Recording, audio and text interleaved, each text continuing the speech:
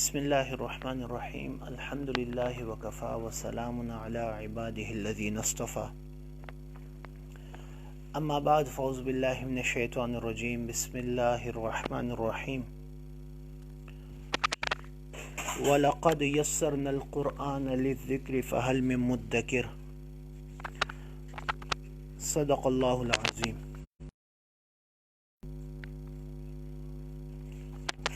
وقال النبی صلی اللہ علیہ وسلم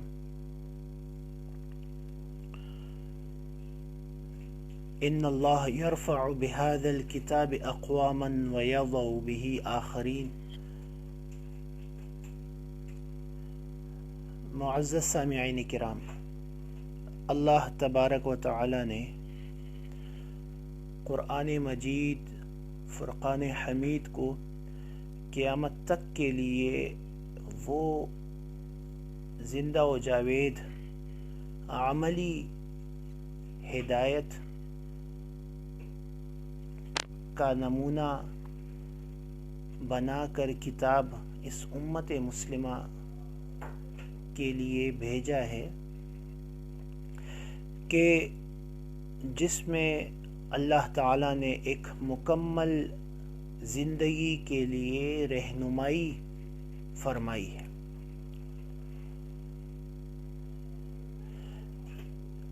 قرآن مجید بنیادی طور سے کتاب ہدایت ہے کہ اللہ تعالیٰ نے اس میں ایک انسان کو دنیا اور آخرت کی ہدایت پر مبنی وہ احکامات دیے ہیں کہ جو شخص قرآن مجید میں غور و فکر تدبر کرے گا وہ یقیناً اللہ تعالیٰ کی اس ہدایت کو پالے گا۔ قرآن مجید نے خود اس فلسفے اس نظریے کو یوں پیش کیا ہے۔ اللہ تعالیٰ نے فرمایا ہے اعوذ باللہ من الشیطان الرجیم وَلَقَدْ يَسَّرْنَا الْقُرْآنَ لِلذِّكْرِ فَهَلْ مِن مُدَّكِرٍ، کہ تحقیق ہم نے قرآن کو نصیحت کے لیے آسان کر دیا۔ فَهَلْ مِن مُدَّكِرٍ، کوئی ہے نصیحت قبول کرنے والا۔ یہ نصیحت بنیادی طور سے کسی بھی انسان کے لیے اس کے زندگی کے تمام اہم پہلوؤں میں اتنی کافی ہے کہ کوئی بھی شخص قرآن مجید کو مضبوطی سے پکڑ لے، اس پر عمل پیرا ہو، یہ اسے سیدھے اللہ تعالیٰ کی طرف پہنچا کر رہتی ہے۔ خود نبی صلی اللہ علیہ وسلم نے اس کی تشریح یوں بیان فرمائی ہے ان اللہ یرفع بهذا الكتاب اقواما ویضع به آخرین، کہ اللہ تعالیٰ اس کتاب یعنی قرآن مجید کی وجہ سے بہت سی لوگوں کو بلند و اعلیٰ مرتبہ فرماتا ہے، اور مراد اس سے وہ لوگ ہیں جو اس قرآن مجید کو مضبوطی سے عمل کے لیے پکڑتے ہیں، اس پر غور و فکر کرتے ہیں، اپنی زندگی کو قرآن مجید کے احکامات پر گزارنے کی کوشش و فکر کرتے ہیں۔ اللہ تعالیٰ ایسے لوگوں کو بلند اور اعلیٰ درجات عطا فرماتا ہے۔ اور نبی علیہ السلام نے مزید فرمایا وَيَضْعُ بِهِ آخَرِينَ، اور جو لوگ اس پر عمل نہیں کرتے اور اس کو مضبوطی سے نہیں پکڑتے، نبی صلی اللہ علیہ وسلم نے فرمایا اللہ تعالیٰ ان کو پست و ذلیل کر دیتا ہے۔ تو اللہ تعالیٰ کا قرآن مجید کو ایسی کتاب بنا کر بھیجنا کہ جو انسان کی عزت، انسان کی ذلت، انسان کی کامیابی، انسان کی ناکامی، انسان کی خوشی اور انسان کی بربادی و غم دونوں کا سامان لیے ہوئے ہو تو یقیناً وہ کتاب اس لائق ہے کہ اس کو دیکھا جائے، سمجھا جائے اور اس پر عمل کیا جائے۔ اللہ تعالیٰ نے یقیناً اس کتاب یعنی قرآن مجید کو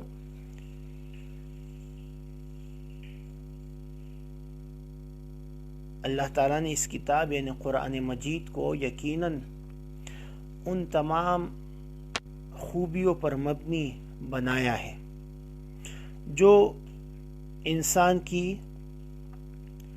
بنیادی ضرورتوں پر مبنی ہے،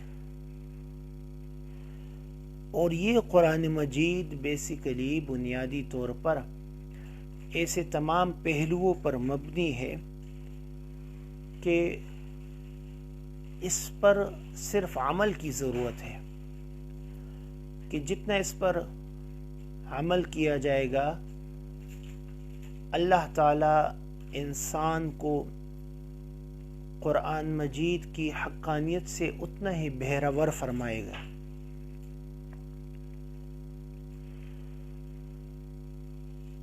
اسی لیے قرآن مجید پر عمل کرنے کی ازحد ضرورت ہے۔ امت مسلمہ کے لیے قرآن وہ کتاب ہے کہ جس کو اللہ تعالیٰ نے ایک کتاب مبین اور فرقان حمید کہہ کر ہمارے لیے بھیجا ہے، ہمارے لیے نازل فرمایا ہے۔ اسی لیے علماء حضرات، مفتیان کرام لوگوں کی شرعی رہنمائی قرآن و سنت سے ہی کرتے رہتے ہیں۔ قرآن و سنت ہی ہماری زندگی کے تمام رہنمائی کے لیے کافی ہے۔ اللہ تعالیٰ نے اپنی رسی کو مضبوطی سے پکڑنے کا جو حکم دیا ہے اس میں قرآن و سنت دونوں شریک ہیں۔ اللہ تعالیٰ نے فرمایا ہے اعوذ باللہ من الشیطان الرجیم وَاعْتَصِمُوا بِحَبْلِ اللَّهِ جَمِيعًا وَلَا تَفَرَّقُوا، کہ اللہ کی رسی کو مضبوطی سے تھامے رکھو۔ اللہ کی رسی قرآن کی صورت میں اور نبی صلی اللہ علیہ وسلم کی سنت کی صورت میں ہمارے پاس ایسی موجود ہیں، یہ دونوں ایسے موجود ہیں کہ خود قرآن مجید کی حفاظت کا وعدہ اللہ تعالیٰ نے لے رکھا ہے۔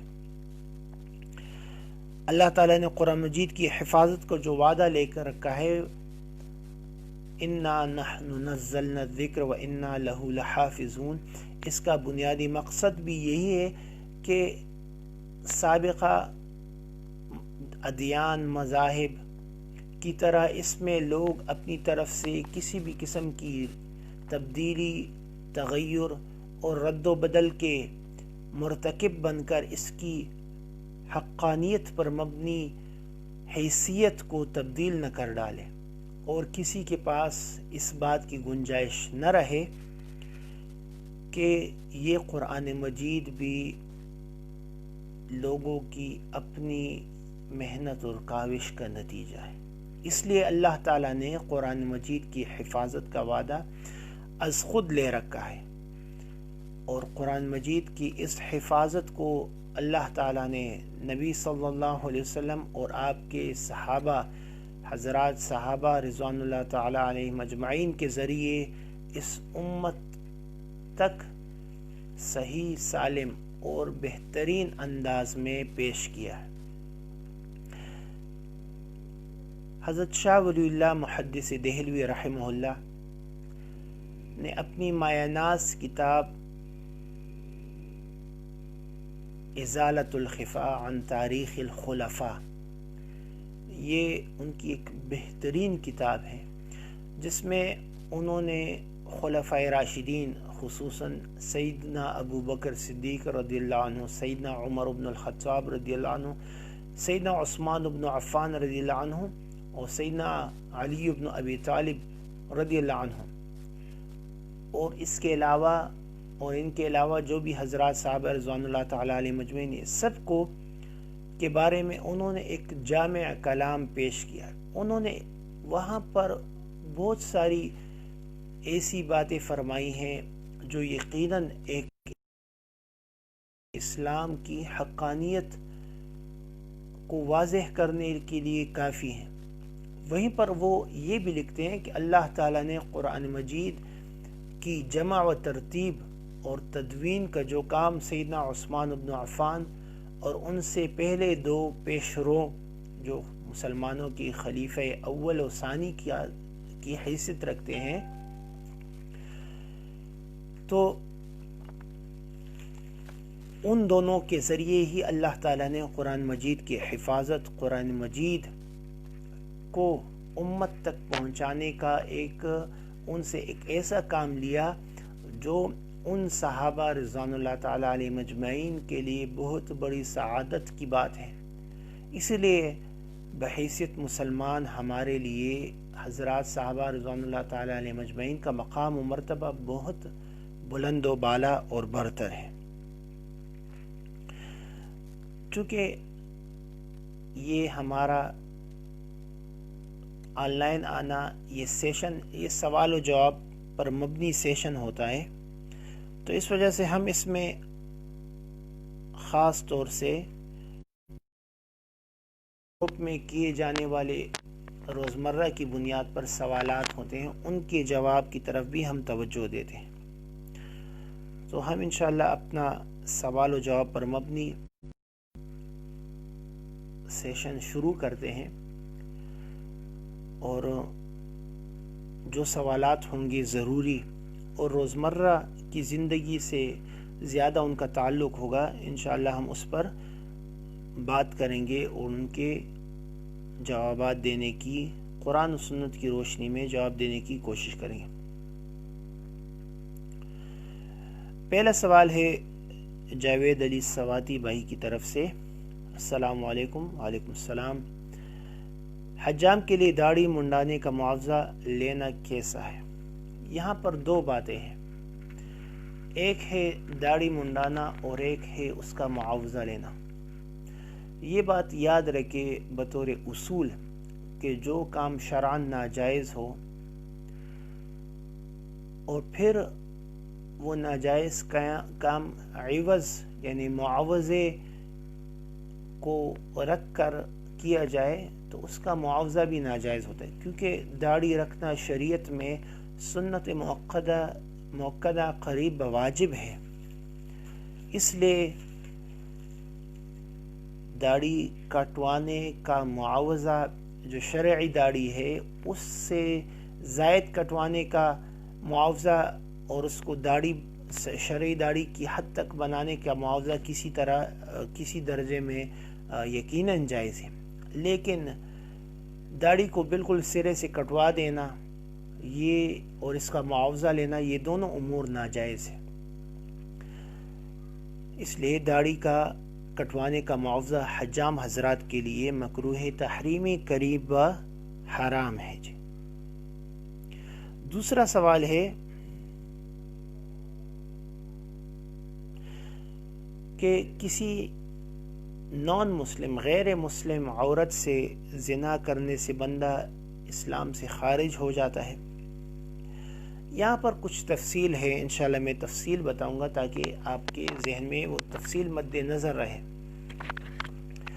نبی صلی اللہ علیہ وسلم نے زنا کی برائی کو اچھی طرح سے واضح فرماتے ہوئے ایک بار یہ فرمایا کہ جو بندہ زنا کرتا ہے لا یزنی الزانی حین یزنی وہو مؤمن، کہ زنا کرتے ہوئے وہ حالت ایمان سے نکل جاتا ہے، یعنی اس کا ایمان اس سے اٹھا لیا جاتا ہے۔ جس وقت وہ فعل حرام میں مبتلا ہوتا ہے اس کا ایمان نہیں رہتا، پھر جب وہ اس فعل کو چھوڑ دیتا ہے پھر اس کا ایمان لوٹ آتا ہے۔ تو یہ تو اس حکم میں غیر مسلم اور مسلم سب برابر ہیں۔ زنا ان امور میں سے ہے جو کہ اللہ تعالیٰ نے تمام شریعتوں میں حرام ٹھہرائے تھے، اس کا صرف اسلام کے ساتھ خاص تعلق نہیں ہے، بلکہ زنا ان حرام کردہ کاموں میں سے جس کو اللہ تعالیٰ نے پہلی شریعتوں میں بھی حرام ٹھہرایا تھا۔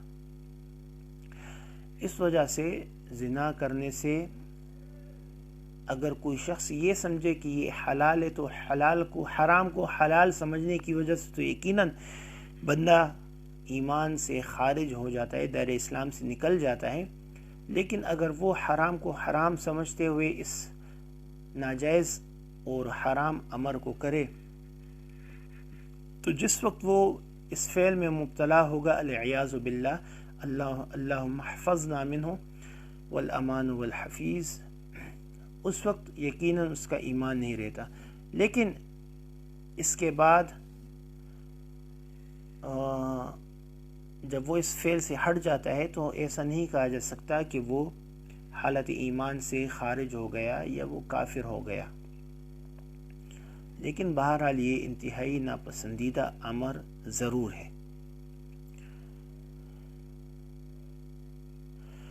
نماز، سوال ہے جی ایک بھائی کی طرف سے، میرا سوال یہ ہے مجھے نماز پڑھانے کا طریقہ بتائیں۔ سجدہ صف بہرحال یہ سجدہ سہو ہے، کب ادا کیا جاتا ہے؟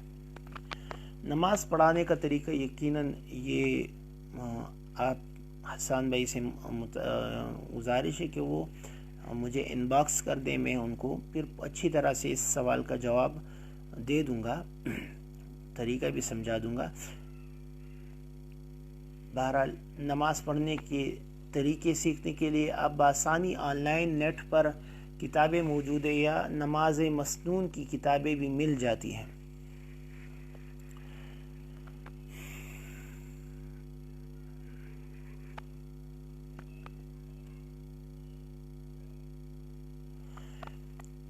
سجدہ سہو کب واجب ہوتا ہے؟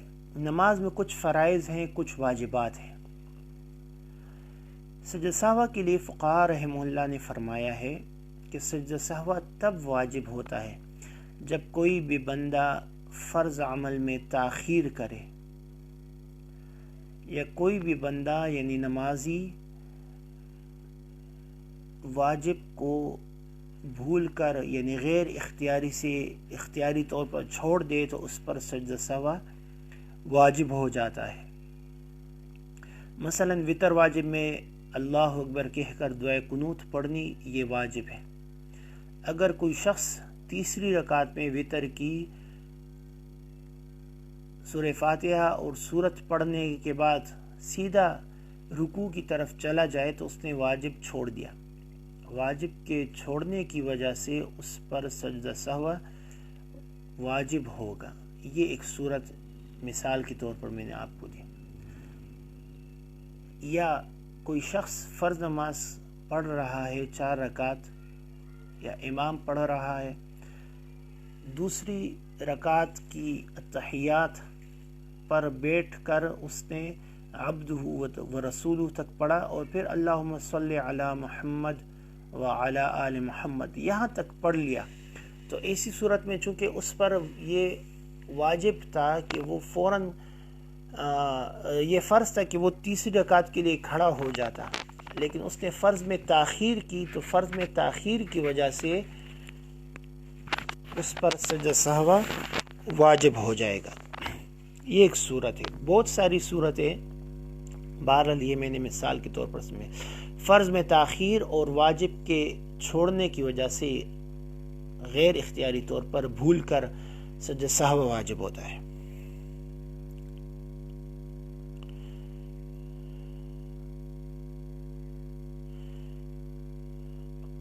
یہ ایک سوال ہے کہ اگر کسی عورت پر غسل جنابت ضروری ہو اور وہ غسل جنابت نہ کرے تو اس کے ہاتھ کا کھانا پینا وغیرہ کرنا جائز ہے، یا دوسروں کا اس کو استعمال کرنا شوہر کے لیے وغیرہ، یہ جائز ہے یا ناجائز ہے؟ تو اس مسئلے کو سمجھ لیجئے کہ ایسا غسل جس کا کرنا ضروری ہو، یعنی مرد یا عورت کا زوجین کا ملاپ کے بعد، انٹر کورس کے بعد، یا عورت کا مینسس کے بعد پاک ہونے کے بعد جو غسل کرنا ضروری ہوتا ہے، اور کوئی شخص اس میں اتنی تاخیر کرے کہ اس سے نماز کا وقت ضائع ہو،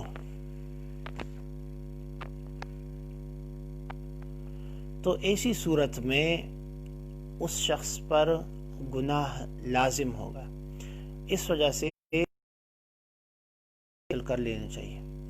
لیکن اگر وہ ہاتھ وغیرہ سب کچھ دھو لے اور پھر کھانا پکانا جو بھی ہے وہ کرے، اور بظاہر کوئی نجاست اس کے ہاتھوں پر نہ لگی ہوئی ہو، تو اس کے ہاتھ کا کھانا پینا یہ جائز ہوتا ہے. اسلام چھوت چھات جیسے مسائل پر کو بیان نہیں کرتا. اسلام ایک حقانیت پر مبنی دین ہے، اس لیے وہ ان تمام چیزوں میں سے کسی پر بھی یقین نہیں رکھتا. البتہ صفائی و پاکیزگی کی تعلیمات اسلام میں اس درجہ زیادہ ہے جو کسی بھی دوسرے دین میں نہیں پائی جاتی.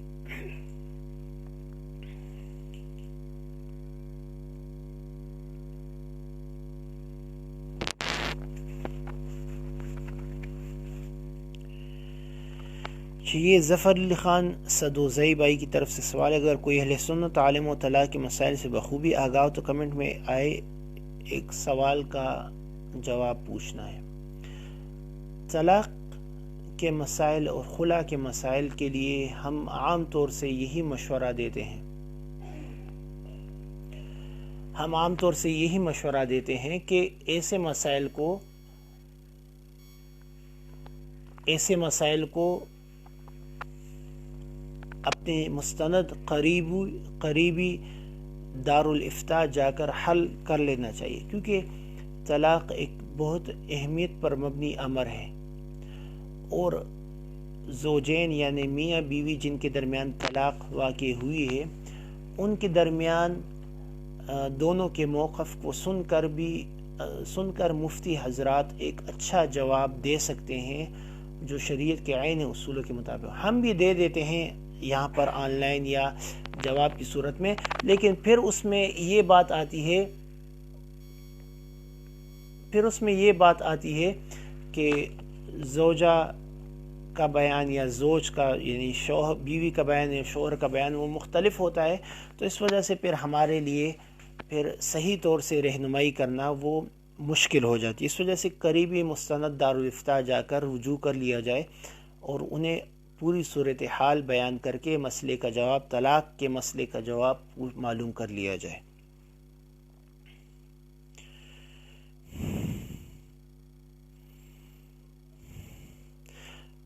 کاشف جواد بھائی کی طرف سے یہ سوال ہے، مفتی صاحب مطلق قادیانی کا قتل کرنا جائز ہے، یعنی اگرچہ اس نے نبوت کا دعویٰ کیا ہو یا نہ ہو؟ شکریہ. دیکھیے، قادیانی جس نے نبوت کا دعویٰ کیا ہو یا نہ کیا ہو، مطلق کسی بھی عام فرد کو ان کے قتل کرنے کی اجازت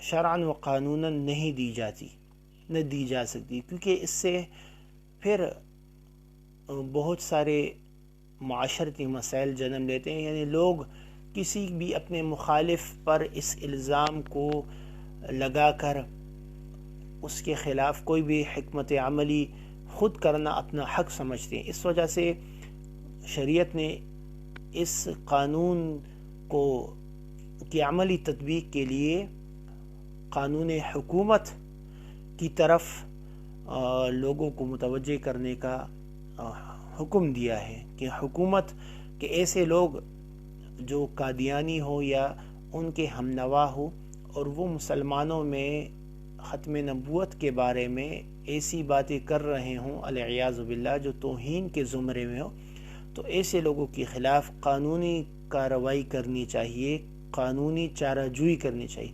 اپنی طرف سے کوئی بھی اقدام کرنا یہ یقیناً اکثر اوقات معاشرے میں افتراق و انتشار اور معاشرے میں فساد کا سبب بن جاتا ہے. اس وجہ سے فساد کو دور کرنا، والفتنة اشد من القتل، فتنہ جو قتل کرنے سے بھی سخت ہے، تو اس فتنے کو دور کرنے کے لیے شریعت نے یہ حکم دیا ہے کہ قانونی طور سے ایسے لوگوں کے خلاف حکمت عملی اختیار کی جائے، نہ کہ از خود کوئی اقدام کیا جائے۔ یہ ہمارے ایک محترم ہے معاذ مسعود صاحب، ان کی طرف سے سوال ہے کہ یوٹیوب سے پیسے کمانے کی شرعی حیثیت کیا ہے؟ یوٹیوب سے پیسے کمانے کی شرعی حیثیت پر ابھی تک دارالافتاء کے جو موقف ہے وہ یہ ہے کہ اگر وہ ناجائز، مختلف دارالافتاء کی طرف سے جو جوابات ہیں ان میں سے ایک ہے کہ ناجائز ہے، اور ایک اس سے کم درجے کا ہے کہ اگر اس کو ناجائز نہ بھی کہیں تو وہ کسی نہ کسی زمرے میں یعنی حرام سے نیچے کے درجے میں مکروہ تحریمی یقیناً ہے۔ تو اس وجہ سے یوٹیوب سے پیسے کمانے یا اس کاروبار کو اختیار کرنے کا نہ ہی مشورہ دیا جاتا ہے، نہ اس کو جائز سمجھا جا سکتا ہے۔ اس کی وجہ یہ ہے کہ یوٹیوب پر جو پیسے کمائے جاتے ہیں ان میں سے اکثر ویڈیوز میں جو چیز دکھائی جاتی ہے اس پیڈ پروموشن کی وجہ سے پیسے حاصل کیے جاتے ہیں، اور وہ جو اشتہارات ہوتے ہیں وہ اکثر یا فلموں کے ہوتے ہیں یا ڈراموں کے ہوتے ہیں یا ناجائز امور پر مبنی عورتوں یا ان کی ماڈلنگ یا ان کی تصاویر پر مبنی ہوتے ہیں۔ تو اس وجہ سے اگر وہ حرام نہیں ہے تو مکروہ تحریمی یقیناً ہے، اور مکروہ تحریمی بھی حرام کے درجے میں ہے عملی طور سے۔ اس وجہ سے یوٹیوب سے پیسے کمانا یہ جائز نہیں ہے۔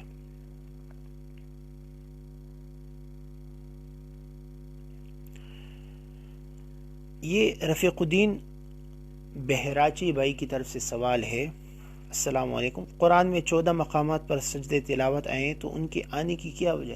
قرآن مجید میں جو سجدے تلاوت کا حکم ہے، تو قرآن مجید میں یہ سجدے تلاوت یا تو وہاں پر سجدے کا ذکر ہوتا ہے اس وجہ سے سجدہ کیا جاتا ہے، یا اللہ تعالیٰ نے کوئی ایسا سیاق میں ایسا حکم فرمایا ہوا ہوتا ہے کہ جب ان کو سجدے کا حکم دیا جاتا ہے تو یہ لوگ سجدہ نہیں کرتے، تو مسلمان بھی سجدہ نہ کرے اس آیت کی وجہ کے ہوتے ہوئے، تو یہ فرق کو بتلانے کے لیے مسلمانوں کو حکم دیا گیا ہے کہ وہ سجدہ کرے، اس وجہ سے سجدہ کیا جاتا ہے۔ پہلی اور بھی بہت ساری وجوہات علماء نے، مفتیان کرام نے فرمائی ہے کہ سجدہ کرنے کا حکم اس لیے دیا گیا ہے کہ مسلمانوں اور غیر مسلموں میں فرق آ جائے، ایک بات۔ دوسری وجہ یہ ہے کہ اللہ تعالیٰ سجدہ کرنے کا حکم فرماتا ہے، تو چونکہ غیر مسلم سجدہ نہیں کرتے تو اللہ تعالیٰ نے نبی صلی اللہ علیہ وسلم مسلمانوں کو سجدہ کرنے کا حکم دے دیا، یہ دوسری وجہ ہے۔ تیسری وجہ سجدہ کرنے کی یہ ہے کہ چونکہ وہ آیت سجدہ کرنے کے مضمون پر، کنٹیکسٹ پر، سیاق پر مبنی ہوتی ہے، اس وجہ سے مسلمانوں کو سجدہ کرنے کا حکم دیا جاتا ہے۔ اچھا، یہ عمران بھائی کی طرف سے سوال ہے،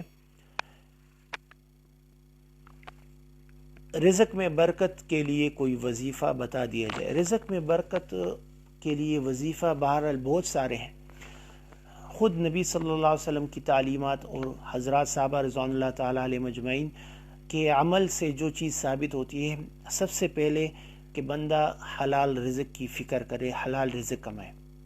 دوسرے نمبر پر یہ ہے کہ بندہ حرام سے خود کو بچائے۔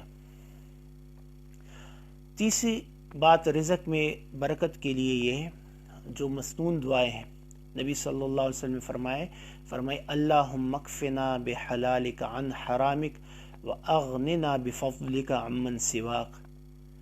اللہم اکفنا، اے اللہ تو کافی ہو جا، بحلالک اپنے حلال رزق کے ذریعے سے، عن حرامک حرام مال سے، واغننا بفضلک عمن سواک، اور مجھے غنی بنا دے اپنے فضل سے حلال رزق کے علاوہ کی چیزوں سے۔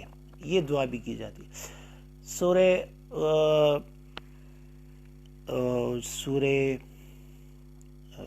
سورہ رحمان سے پہلے ایک سورت ہے، نام انا للہ و انا الیہ راجعون، سورہ واقعہ۔ سورہ واقعہ کی تلاوت ہر مغرب کے بعد، عشاء سے پہلے یا عشاء کے بعد کر لینی بھی رزق میں برکت کا ایک بہت بڑا ذریعہ ہے۔ ایک بہت بڑا ذریعہ رزق میں برکت کا یہ ہے کہ جو نبی صلی اللہ علیہ وسلم نے فرمایا،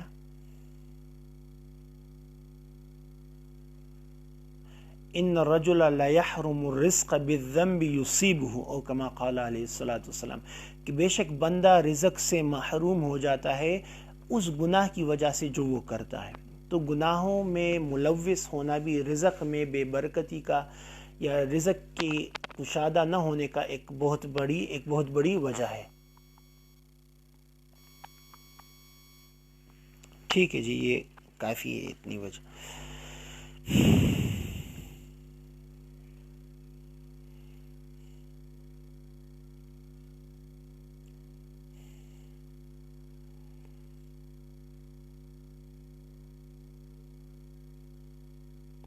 یہ سوال محمد علی کی طرف سے، السلام علیکم۔ وعلیکم السلام۔ قومی بچت بینک میں اپنی انکم سیو کری ہی کل، یہ جس پر منتھلی پروفٹ ملتا ہے، یہ پروفٹ جو ملتا ہے یہ جائز ہے ناجائز؟ قومی بچت بینک میں پروفٹ ملنا، اس پر چونکہ مستند دارالفتہ کے فتاوی موجود ہے کہ یہ جائز نہیں ہے، کیونکہ وہ ان کو آپ کے پیسوں کو وہ اگر یقینی بات ہو کہ وہ حلال چیز میں لگاتے پھر تو جائز ہے، لیکن ایسی کوئی یقینی بات نہیں ہے۔ وہ یقیناً آگے دوسرے بینکوں کو یا سرمایہ کاروں کو دیتے ہیں، بزنس مینز کو دیتے ہیں، جو وہ جائز و ناجائز کی تمیز و فرق کیے بغیر وہ استعمال کرتے ہیں۔ اس وجہ سے قومی بچت سیونگ بینک جو بھی ہے اس میں پیسے رکھوانے جائز نہیں ہے۔ یہ ایک سوال ہے انیس بھائی کی طرف سے، السلام علیکم ورحمۃ اللہ وبرکاتہ۔ وعلیکم السلام۔ مفتی صاحب، اگر کسی سے کلمہ کفر صادر ہو جائے تو کیا اس کے پہلے اعمال ضائع ہو جائیں، نکاح بھی ٹوٹ جائے؟ کلمہ کفر اگر قصدن اس نے پڑھا ہے، یا ان تمام صورتوں میں کلمہ کفر کا کہنا جن کی وجہ سے اسلام سے بندہ نکل جاتا ہے، تو اس سے یقیناً تجدید ایمان کی ضرورت بھی پڑتی ہے اور اس سے نکاح بھی ٹوٹ جاتا ہے۔ البتہ اس کے اعمال ضائع ہو جاتے ہیں، اس میں اتنی تفصیل ہے کہ اگر العیاذ باللہ وہ دوبارہ مسلمان نہ ہو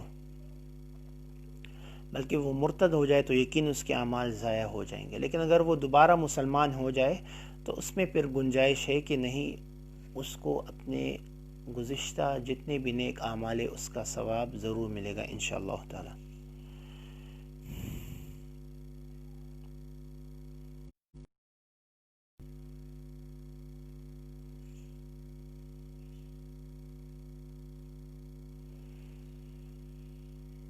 مسجد میں کھانا پینا کیسا ہے؟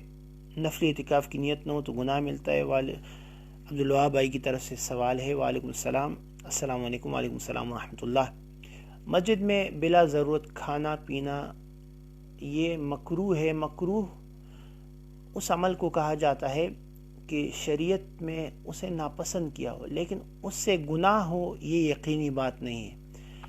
اس وجہ سے اگر ضرورت ہو، ضرورت کے تحت مسجد میں کھانے پینے کا جواز ہے، خاص طور پر رمضان المبارک میں جو لوگ اعتکاف کرتے ہیں ان لوگوں کے لیے بلا ضرورت مساجد عبادت اللہ کی یاد کرنے کی جگہ ہے، وہاں پر کھانے پینے کا ماحول نہیں بنانا چاہیے۔ لیکن اگر کسی نے کھا پی لیا تو یہ مکروہ ہے۔ مکروہ مطلب ناپسندیدہ عمل، اس کو ناجائز اور گناہ کا باعث نہیں کہہ سکتے، البتہ اس کی عادت بنا لینی اچھی اور مناسب اور ٹھیک نہیں ہے۔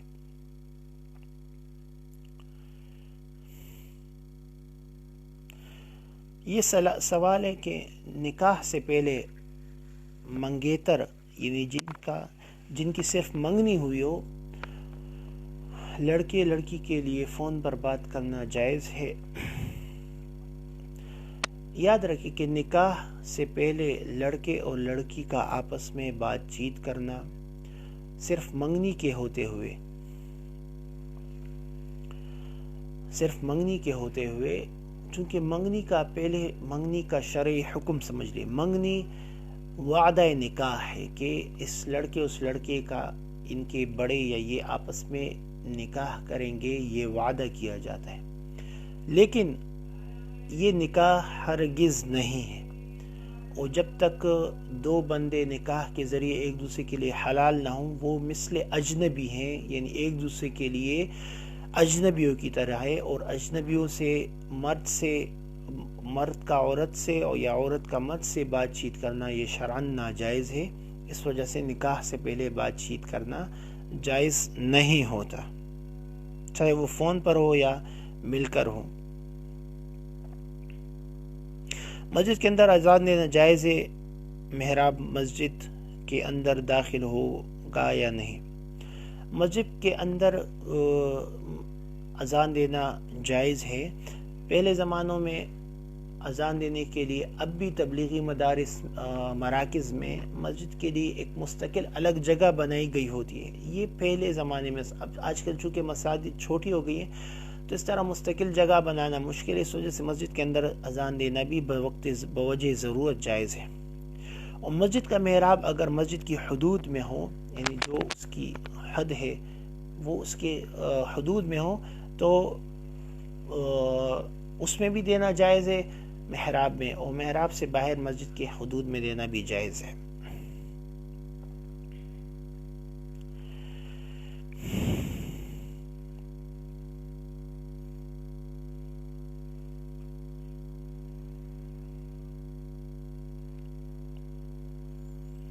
یہ ایک سوال ہے، السلام علیکم وعلیکم السلام، اسلامی ریاست قائم کرنے کے لیے کافروں کو مارنا جائز ہے؟ جیسے کہ عثمان نے مختلف کافروں کے علاقوں پر بغیر کسی وجہ کے حملہ کیا اور اپنی ریاست قائم کی مسلمانوں کے لیے۔ اول بات تو یہ ہے کہ کافروں کو بلا وجہ، چاہے وہ مسلمانوں کے حدود میں رہتے ہوں، ان کے شہر و علاقوں میں رہتے ہوں، ان کا حکم ذمی کیا ہوتا ہے؟ ذمی مطلب ان کا ذمہ مسلمان حکومت کے ذمے ہے۔ ہاں، ان کافروں کے خلاف جہاد کرنا جو مسلمانوں کو اذیت دے، تکلیف دے، یا ان کے وجود کو برداشت نہ کر سکے، ان کا قتل کرنا یا ان سے جہاد کرنا حکومتی سطح پر یا کسی بھی سطح پر یہ جائز ہے ان کا، وگرنہ اس کے علاوہ جائز نہیں۔ اور یہ بات جو کہ عثمان نے، یعنی خلافت عثمانیہ کے بانی نے کافروں کو قتل کیا تھا، یہ یقیناً ایک بہت بڑی غلطی ہے یا پروپیگنڈا ہے جس کو کافروں نے، غیر مسلموں نے سٹارٹ کیا ہوا ہے۔ مسلمانوں کو ان چیزوں میں حقیقت حال سے خود کو باخبر کرنا ضروری ہوتا ہے۔ اس لیے یہ کہنا کہ سلطنت عثمانیہ نے کافروں کو قتل کر کے اپنی حکومت بنائی، یہ 100% جھوٹ پروپیگنڈے پر مبنی ہے۔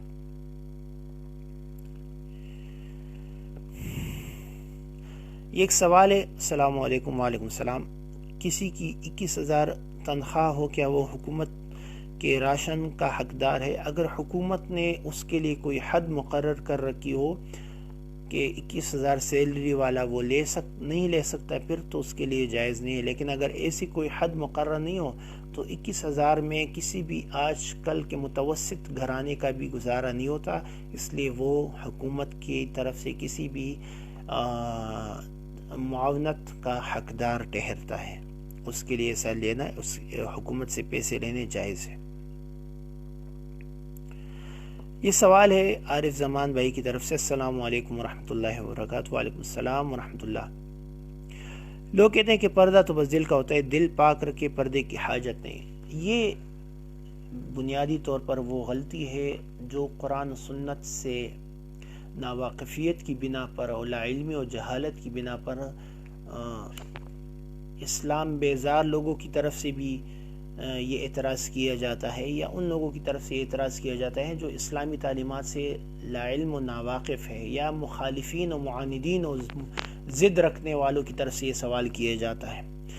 پردہ کرنا شریعت کا باقاعدہ ایک حکم ہے، اس حکم کو یہ کہہ کر ٹال دینا کہ ایسا نہیں ویسا ہونا چاہیے، یعنی پردہ دل کا ہونا چاہیے، سراسر ایک حکم جو اللہ تعالیٰ نے دیا ہے، اور جو معاشرے میں عفت و عصمت و حیا و پاک دامنی کا ایک بہت بڑا ذریعہ اور ضامن وجہ ہے۔ تو اس کو چھوڑ کر بے حیائی کے لیے راستہ ہموار کرنے کے لیے یہ بات کی جاتی ہے کہ پردہ دل کا ہونا چاہیے، آنکھوں کا نہیں ہونا چاہیے۔ پردہ دل اور آنکھوں، ہر انسان کی اپنی سوچ، اپنی بدن، ہر چیز کا پردہ شریعت نے لازم ٹھہرایا ہے، جن جن حدود میں شریعت نے کیا۔ اس لیے پردے کا انکار کرنا یہ قرآن مجید کی آیات کا انکار ہے۔ قرآن مجید کی آیت کا انکار انسان کو دائرہ اسلام سے خارج کر دیتا ہے، اس لیے اس بات کو اچھی طرح سے سمجھ لیجیے۔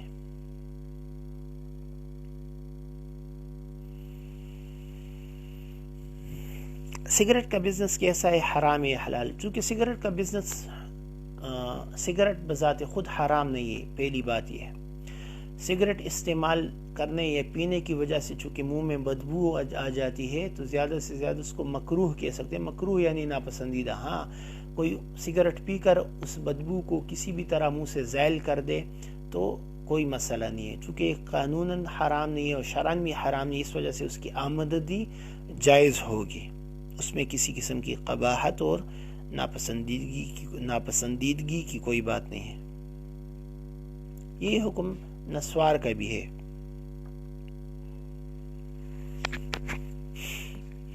یہ ایک بہن کا سوال ہے، مجیب اللہ تعالیٰ کا صفاتی نام، اس کا مطلب بھی بتا دیں، اور کیا لڑکے کا نام عبد المجیب کے علاوہ محمد مجیب کچھ اور رکھا جا سکتا ہے، اور اس طرح بچی کا نام مجیبہ رکھنا جائز ہے؟ مجیب بمانے قبول کرنے والا۔ وقال ربكم ادعوني استجب لكم ان الذين يستكبرون عن عبادتي سيدخلون جہنم داخرین۔ اللہ تعالیٰ کی صفاتی نام میں سے یہ نام ہے، اور اللہ تعالیٰ یقیناً حقیقی معنوں میں مجیب ہے کہ بندے کی دعوت اور اس کی صدا اور اس کی دعا کو قبول فرماتے ہیں، اس کا جواب دیتا ہے۔ لیکن چونکہ یہ ان صفاتی ناموں میں سے نہیں ہے جس کی تخصیص ہے اللہ تعالیٰ کے ساتھ، اس وجہ سے بندے کا نام عبد المجیب، لوگوں کا اپنے بچوں کا نام عبد المجیب رکھنا بھی جائز ہے، اور محمد مجیب رکھنا بھی جائز ہے، اور بچی کا نام مجیبہ بھی رکھنا جائز ہے۔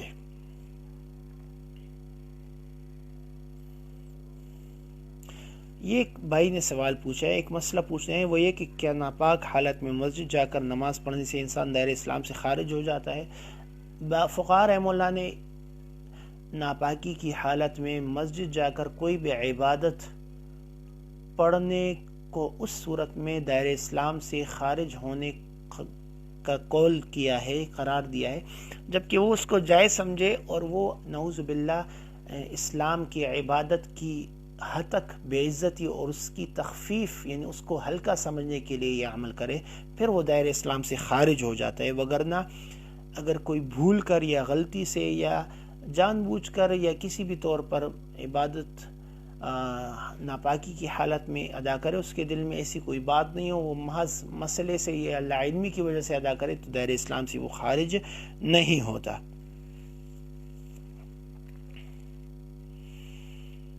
سوال ہے سعید بلال حسین بھائی کی طرف سے کہ شادیوں میں بنا میں نیندرا جو رقم دی جاتی ہے، وہ اس کو شادی والے اپنے پاس تحریر بھی کرتے ہیں کہ فلاں نے کتنی رقم ادا کی، نیز بعد میں ان کی شادی پر ان کو رقم واپس کی جاتی، کمی کے ساتھ یا زری کے ساتھ، شریعت میں اس کا کیا حکم ہے؟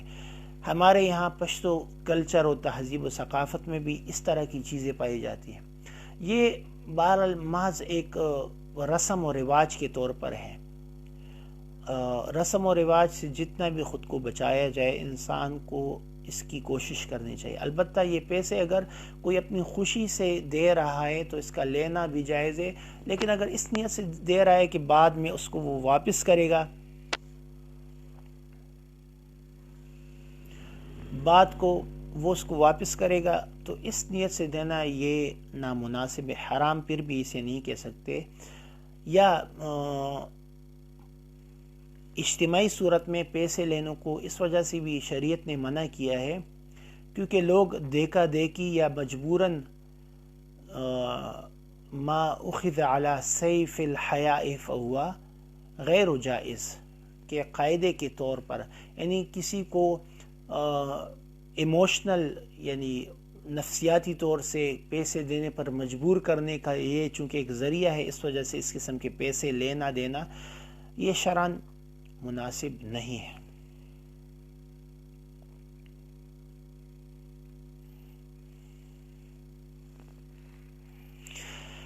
یہ سوال ہے داڑھی رکھنا فرض ہے یا واجب؟ برائے مہربانی تفصیلی جواب کمنٹس میں پیش فرما دیں۔ کمنٹس میں انشاءاللہ بھی دے دیں گے، لیکن یاد رکھیں داڑھی یہ سنت مؤکدہ قریب بواجب ہے، چونکہ داڑھی کی تعلیمات قرآن احادیث میں بکثرت موجود ہے۔ نبی علیہ السلام کی بہت ساری احادیث ہیں جس میں اوفر اللحى واحف الشوارب وفر اللحى، اس طرح بہت سارے فرامین مبارکہ ہیں جس میں نبی صلی اللہ علیہ وسلم نے داڑھی رکھنے یا اس کو بڑھانے کا حکم دیا ہے۔ تو ان تمام احکامات کو، ان تمام احادیث کو مد نظر رکھتے ہوئے فقہائے چاروں کے چاروں اسکول آف تھاٹس جو ہیں، جو فقہ مالکی، شافعی، حنفی اور حنبلی، ان سب کے نزدیک داڑھی رکھنا یہ سنت موقدہ قریب بواجب ہے۔ یہ ایک سوال ہے رفیق احمد بھائی کی طرف سے۔ السلام علیکم۔ وعلیکم السلام ورحمۃ اللہ۔ مفتی صاحب اگر ظہر کے پہلے والے 4 سنت چھوٹ جائیں تو اس کا اعادہ لازمی ہے؟ جمعہ کی نماز کے پہلے والے سنت، اگر پہلے والے 4 رکعت سنتیں چھوٹ جائیں تو بعد میں پڑھی جائیں گی، اور اس کا اعادہ یعنی اس کو پڑھنا یہ لازمی ہے، کیونکہ سنت موقدہ ہے۔ سنت موقدہ کا حکم یہ کہ بغیر عذر و مجبوری کے اس کا چھوڑنا یہ جائز نہیں ہے، اور اس کے چھوڑنے کی عادت بنا لینا یہ بندے کو فاسق کے درجے میں ڈال دیتا ہے۔ اس وجہ سے اس کو بلا وجہ نہیں چھوڑنا چاہیے، اگر چھوٹ جائے تو پھر یہ بعد میں پڑھ لی جائے۔